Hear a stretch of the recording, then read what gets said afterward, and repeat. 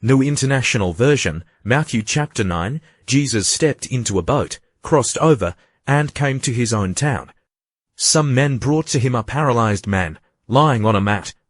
When Jesus saw their faith, he said to the man, "Take heart, son, your sins are forgiven." At this, some of the teachers of the law said to themselves, "This fellow is blaspheming." Knowing their thoughts, Jesus said, "Why do you entertain evil thoughts in your hearts?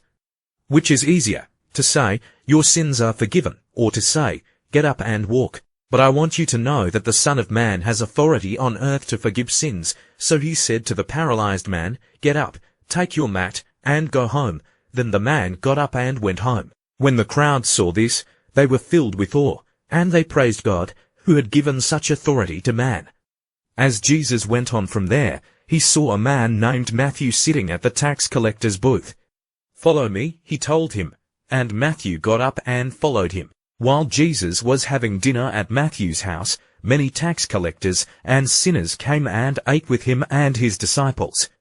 When the Pharisees saw this, they asked his disciples, "Why does your teacher eat with tax collectors and sinners?" On hearing this, Jesus said, "It is not the healthy who need a doctor, but the sick.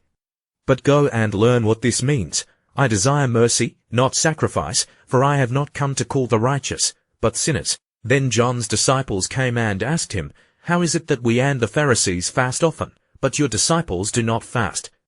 Jesus answered, "How can the guests of the bridegroom mourn while he is with them? The time will come when the bridegroom will be taken from them.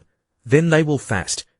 No one sews a patch of unshrunk cloth on an old garment, for the patch will pull away from the garment, making the tear worse. Neither do people pour new wine into old wineskins. If they do, the skins will burst, the wine will run out, and the wineskins will be ruined. No, they pour new wine into new wineskins, and both are preserved." While he was saying this, a synagogue leader came and knelt before him and said, "My daughter has just died, but come and put your hand on her, and she will live." Jesus got up and went with him, and so did his disciples. Just then a woman who had been subject to bleeding for 12 years came up behind him and touched the edge of his cloak. She said to herself, "If I only touch his cloak, I will be healed."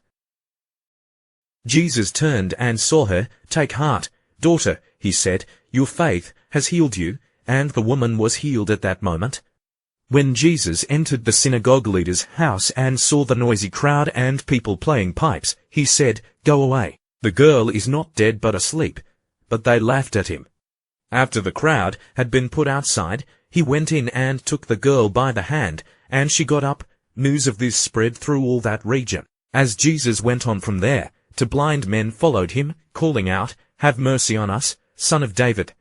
When he had gone indoors, the blind men came to him, and he asked them, "Do you believe that I am able to do this?" "Yes, Lord," they replied. Then he touched their eyes and said, "According to your faith let it be done to you." And their sight was restored. Jesus warned them sternly, "See that no one knows about this." But they went out and spread the news about him all over that region. While they were going out, a man who was demon-possessed and could not talk was brought to Jesus, and when the demon was driven out, the man who had been mute spoke. The crowd was amazed and said, "Nothing like this has ever been seen in Israel." But the Pharisees said, "It is by the prince of demons that he drives out demons." Jesus went through all the towns and villages, teaching in their synagogues, proclaiming the good news of the kingdom, and healing every disease and sickness. When he saw the crowds, he had compassion on them, because they were harassed and helpless, like sheep without a shepherd. Then he said to his disciples, "The harvest is plentiful, but the workers are few. Ask the Lord of the harvest, therefore, to send out workers into his harvest field."